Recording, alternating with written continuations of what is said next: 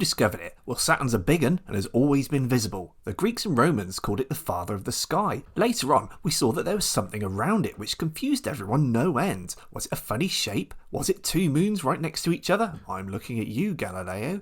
Way before that, though, the Maoris in New Zealand called it pare rau, which means surrounded by a headband. Nice one, Maoris. Anyone going to argue?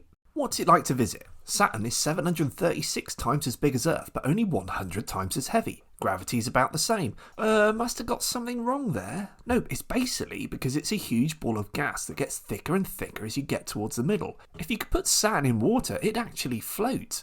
The middle, by the way, is a ball of rock about the size of Earth, but about the same temperature as the Sun. You could skydive into Saturn, and eventually you would get squashed to death. If you don't freeze first, it is minus 200 degrees.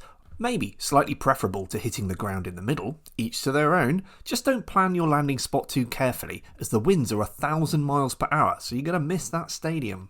What's it famous for? Rings. Massive rings of rock and ice. Look, rings. And Christmas. When the Christians came about, the Romans gave up trying to kill them all and instead adopted the holiday of Saturn, Saturnalia, as the day when Jesus was born. And moons, there's 170 of them, recently beating Jupiter. In your face, Jupiter.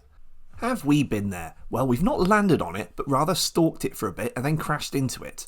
Cassini was the spacecraft, and it landed the probe Huygens onto the biggest moon Titan, with photos so great they almost look fake. Its very scientific crash into Saturn's atmosphere was called the grand finale. I hope they use a different phrase for the insurance claim form.